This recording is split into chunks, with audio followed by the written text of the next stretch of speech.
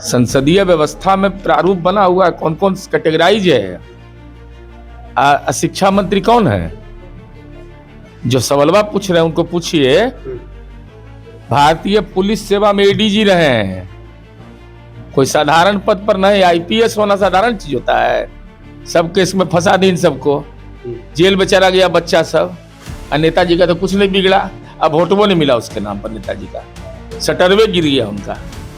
कहाँ है राहुल गांधी जी, कहाँ है प्रशांत किशोर जी, कहाँ? तो ऐसी स्थिति में, और हमारा बजट का सबसे ज्यादा एलोकेशन उसी का है। तो जब कहें तो करेंगे। का प्रतीक्षा करना चाहिए कि 4-5 साल और प्रतीक्षा करिए, भरोसा तो उन्हीं पर करना होगा। वो पावर तो हमको है नहीं। हम सदन में अपनी बात रखेंगे, हम अनुरोध करेंगे, माननीय मंत्री जी से व्यक्तिगत भी अनुरोध करेंगे, लेकिन मंत्री जी का पावर इनहेरिट हम कर लेंगे, इतना ज्ञान हमको नहीं।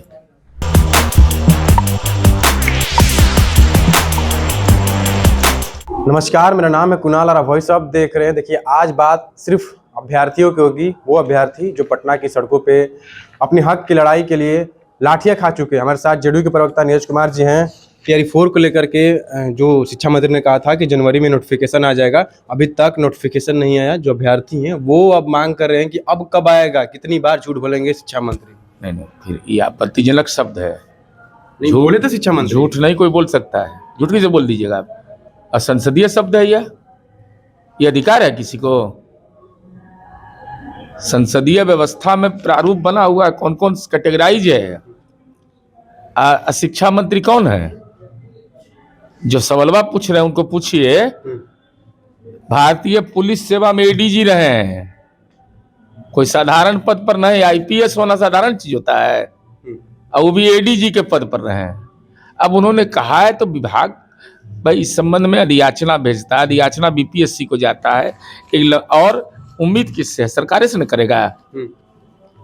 अरे तभी तो सवाल कर रहे हैं। नेताजी सब तो बेचारे अनशन कर रहे थे, सब केस में फंसा दी इन सबको, जेल में चला गया बच्चा सब।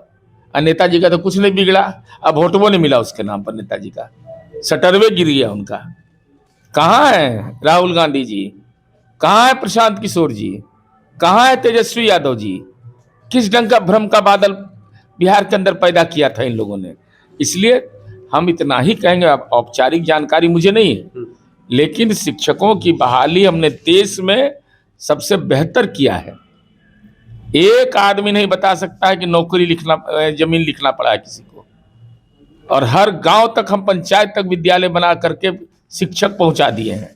तो ऐसी स्थिति में, और हमारा बजट का सबसे ज्यादा एलोकेशन उसी का है। तो जब कहें तो करेंगे, जो कहे आज तक किए हैं। चुनाव से पहले भी बोले थे कि टीआरई 4 में आएगा वैकेंसी 1 लाख से बेसी, यानी 1,20,000 के आसपास आएगा। लेकिन अभी भी वो कह रहे हैं कि नहीं 35,000 के आसपास ही आएगा, 25,000 के आसपास ही आएगा। तो 35,000 आएगा तो कौन गुनाह है? नहीं आना चाहिए। वो 1 लाख का प्रतीक्षा करना चाहिए कि 4-5 साल और प्रतीक्षा करिए। उसका रीजन दे रहे हैं अभ्यर्थी की, जब डोमिसाइल लागू नहीं था तब लाखों लाख वैकेंसी दे रहे थे। डोमिसाइल पर हमसे आके बात कर लेंगे, हम उनको बता देंगे कि डोमिसाइल से क्या हुआ था। कितने शिक्षक आए थे बाहर के, कितने बाहर आए थे? नहीं, गलत है, मेरे पास डेटा है।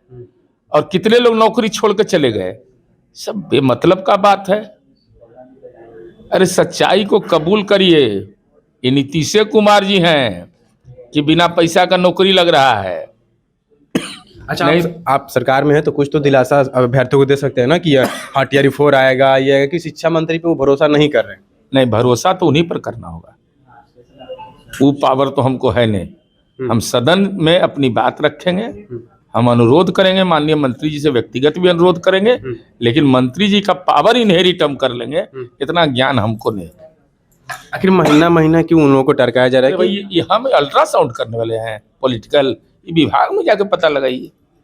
यानी अभ्यर्थी अब बहुत दिन से इंतजार कर रहे हैं। अभ्यर्थी इंतजार कर रहे थे, लाठी खिलवाया, वो सबसे जाके पूछे कि सबको केस में बेचारा गरीब के बाल बच्चा को फंसा के जीवन बर्बाद कर दिया। तो नेताजी का तो कुछ नहीं बिगड़ा, और वो बेचारे का तो जिंदगी भर अब चरित्र प्रमाण पत्र नहीं मिलेगा, नौकरी नहीं लगेगा उसको। तो गुनाहगार तो वो सब है। वो सब का जगह घरवा घेरे कि ये संपत्तियां दो हमको हिस्सा, जो कमाए हो अर्जित संपत्ति उसमें हिस्सा दो हमको। हमारे माँ बाप भेजा था पढ़ने के लिए, हमको जुलूस में ले गया, केस में फंसा दिया और केस में हम फंस गए। अब हमारा क्या होगा जीवन का? वो बेचारा क्या करेगा? कोई सरकारी योजना का लाभ लेने में उसको दिक्कत है, स्वरोजगार में उसको लाभ लेने में दिक्कत है। तो गुनाहगार तो वहां है, वहां जाके पकड़े हैं। ये गणतंत्र दिवस के दिन मिलवे नहीं करता है किरो से। लास्ट सवाल रहेगा कि क्या अभ्यर्थी इंतजार करें ना कि टीआरई 4 आएगा, क्योंकि बार बार कहा जा रहा है कि टीआरई 4 की जो सीटें हैं वो काट करके टीआरई 5 में दे दी जाएगी, तो अभ्यर्थी उससे चिंतित है। हो सकता है कि उनको सर्कुलर पढ़े हो, हम नहीं पढ़े हैं। सर्कुलर अब देख लेंगे तब ना बताएंगे। टीआरई 4 से कटौती हो गया टीआरई 5 के लिए, तो वो वाला भी सर्कुलर निकला होगा, और टीआरई 5 में जुड़ा होगा वो भी सर्कुलर का निकला होगा कि इसको काट के इसको जोड़ दिया जाएगा। वो हमको भेज देने के लिए कहिए मेरे मोबाइल पर, तब पढ़ के हम बता देंगे। चलिए देखिए, टीआरई 4 पर जितने भी अभ्यर्थी इंतजार कर रहे थे कि जो वैकेंसी आएगी कब आएगी, क्योंकि जनवरी में कहा गया था कि लास्ट जनवरी तक जो नोटिफिकेशन आ जाएगी, लेकिन अभी तक नहीं आई है। कल से 1 फरवरी हो जाएगा, लेकिन अभी तक नोटिफिकेशन की कोई जानकारी नहीं है। आगे देखना होगा कब तक आता है। बहुत बहुत धन्यवाद। चैनल को सब्सक्राइब करें।